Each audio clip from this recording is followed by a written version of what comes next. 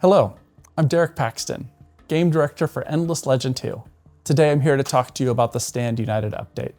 We're going to go through the district cost scaling changes, Retaliation, and the new Militia Panel that's been added to the game.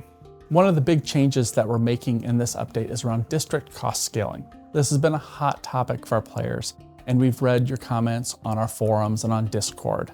In prior versions, as you built districts, they got to be more and more expensive, and we've changed that entirely with this update. Here, we've broken districts into two parts. We have basic districts that provide city-level resources like food and industry, and they will scale up slowly and have a low maximum cost so that you can build more of them. You can continue to grow and build your cities and make it the city of your dreams. And then we have elite districts, which provide empire-level resources like science and influence and dust. These will become more expensive as you build more of them, but unlike in previous builds, they will only become more expensive as you build more of their exact type. So as you build more laboratories become more expensive, and you don't have to worry anymore about building a bunch of farms and that making laboratories more expensive later on in the game, or your merchant houses more expensive. So you can continue to grow as you want to. They will, though, as you build them, become less and less efficient because they get to be more expensive, and you may want to look into other ways to increase science or dust in your cities by looking at things like influence and population.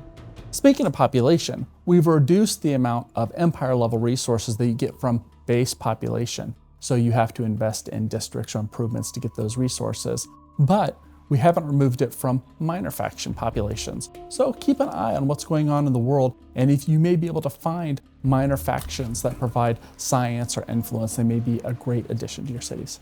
Another thing that we've added in this update is the Militia Panel. We made a change earlier on where militia is managed at the city level, not at an empire level. So every city can have different militia depending on the fortifications that you have there. But there was no way for players to go in and look at the details of the militia. Now, with the Militia Panel, you can check it out in each of your cities, and more importantly, in the cities of your opponents that you're thinking about attacking. So if you want to go in and take a look and see that you're going to be facing 3 archers and a legionnaire or whatever that militia is, you can check it out. But beware, because the AI can now see the militia you have in your cities too. So it will be targeting cities where you haven't built many fortifications and looking for ripe targets for conquest as well. So be careful. Hey guys! Pierre here. I'm the guy behind battles and heroes in the game, and today I'm going to present you Retaliation. Retaliation is our new way to deal damage in the game. Units are now striking back the attacker once when they are attacked in melee range. They are attacking with 70% of the damage, and that's our way to limit the advantage of the attacker. Because we know that you guys are clearing every single battle without taking any loss or damage. We want you to take some damage, go back to your brothers to heal, and spend some industry or some dust to create some new units.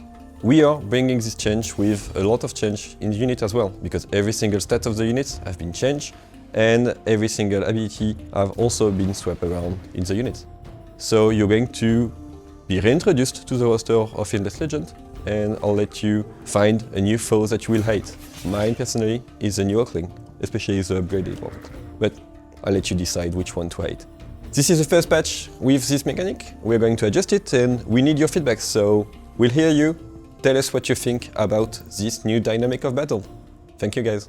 We are also hard at work at the next update, which will include writing changes both in the way that we present quests, which will be more of an Endless Legend 1 style, as well as the tone to convey the flavor and personality of each of the factions that you're playing as. Until then, please try out the Stand United update. Let us know what you think. We look forward to seeing your feedback on the forums and on Discord, and Steam reviews are always appreciated.